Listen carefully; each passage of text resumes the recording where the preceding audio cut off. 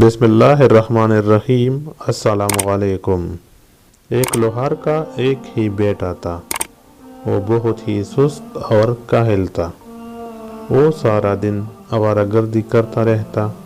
وقت گزرتا رہا لیکن لوہار کے بیٹے کی طبیعت میں کوئی تبدیلی نہ آئی۔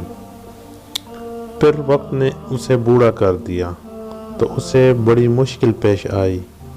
ایک دن لوہار نے پریشانی کے عالم میں اپنی بیوی سے کہا، کیا فائدہ ہماری زندگی کا جس میں ہماری اولاد ہی نکمی اور کاہل ہو۔ سوچو اگر اب بھی اس نے کام نہ کیا تو ہم کھائیں گے کہاں سے۔ اب بھی وقت ہے، اس کو کہو کہ کوئی کام سیکھے اور پیسہ کمائے۔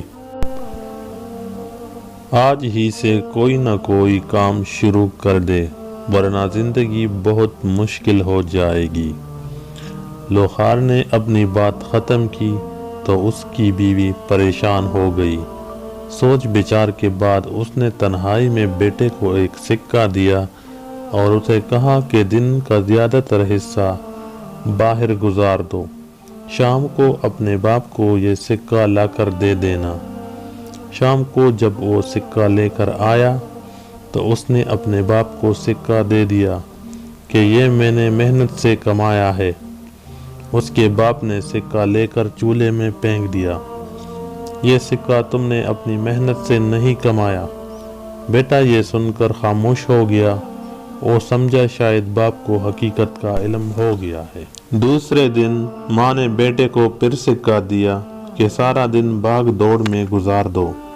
شام کو تمہارے چہرے پر تھکاوٹ کے آثار دیکھ کر تمہارے باپ کو یقین آ جائے گا کہ یہ سکہ تم نے کمایا ہے۔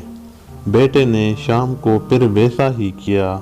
لوہار نے چند لمحے سکہ ہاتھ میں گھمایا اور اسے بھی چولہے میں جھونک دیا اور غصے سے بولا، تم نے پھر مجھے دھوکہ دیا ہے۔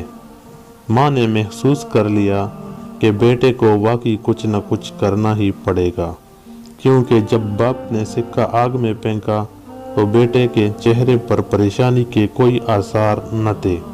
ماں نے بیٹے کو سمجھایا، اب تم جان چکے ہو کہ تم اپنے باپ کو بے وقوف نہیں بنا سکتے۔ اسے مزید تکلیف نہ دو، کوئی کام ڈھونڈو۔ اس بات کی فکر نہ کرو کہ کتنے پیسے کما کر لائے ہو۔ باپ کو دو اور اسے بتاؤ کہ تم اپنے پاؤں پر کھڑے ہو۔ بیٹا خاموشی سے چلا گیا اور ہفتہ بھر مختلف جگہوں پر کام کیا۔ جب اپنی محنت سے کچھ پیسے اکٹھے کر لیے تو اس نے اپنے باپ کو لا کر دیے۔